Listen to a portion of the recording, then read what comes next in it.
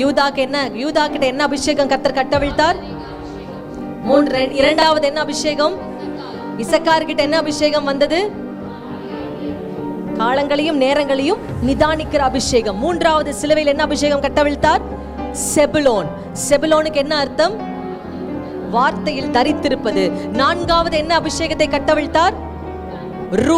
ரூபன் கிட்ட இருந்து என்ன அபிஷேகம் வந்தது? தேவ அன்பு.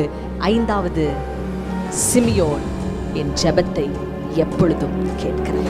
ஆறாவது தான் கர்த்தர் நிரம்பி வழிகிற ஆசீர்வாதம் என்ற செழிப்பின் அபிஷேகத்தை கொண்டு வந்தார். 5 ஆத்து என்றால் ஓவர்ஃப்ளோ, நிரம்பி வழிகிற ஆசீர்வாதம். இப்ராஹிம் என்ற பெயருக்கு எபிரேய மொழியில் என்ன அர்த்தம்னா ஃப்ரூட்ஃபுல், கனி கொடுக்கிறவன். அடுத்தது இந்த 5வதாக மனாசே. மறந்துடவே கூடாது. மனாசே பெயருக்கு என்ன அர்த்தம்னா பழைய கண்ணீர், பழைய ரிலேஷன்ஷிப், பழைய வேதனையை மறக்க பண்ணுகிறார். அடுத்தது பெஞ்சமின். சொல்லுங்க, எப்ராஹிம், மனாசே, பெஞ்சமின். பெஞ்சமின் என்ற பெயருக்கு என்ன அர்த்தம்னா வலது பாரிசத்தின் மகன்.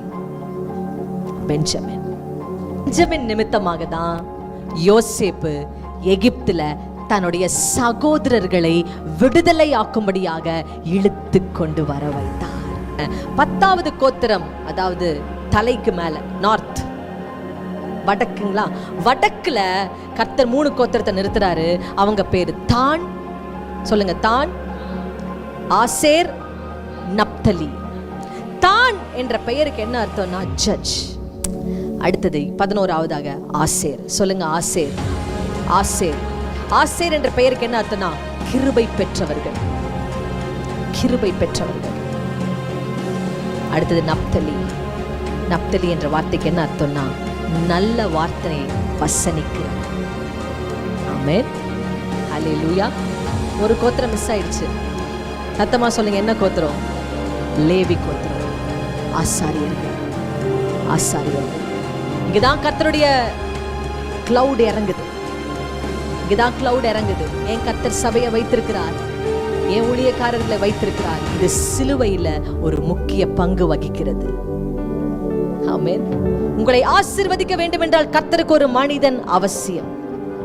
ஆமென். உன் ஊழியக்காரனை தவிர உன்னை மனதார ஆசீர்வதிப்பவன் இந்த ஊர்ல யாரும் இருக்க மாட்டான். சில நேரத்தில் அப்பா அம்மா கூட தலைக்கு மாறிடுவாங்க, சில நேரம் சபிச்சிருவாங்க.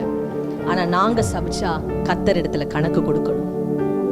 ஏன்னா எங்களுக்கு கர்த்தர் உங்களை கொடுத்ததே கர்த்தர் தான்.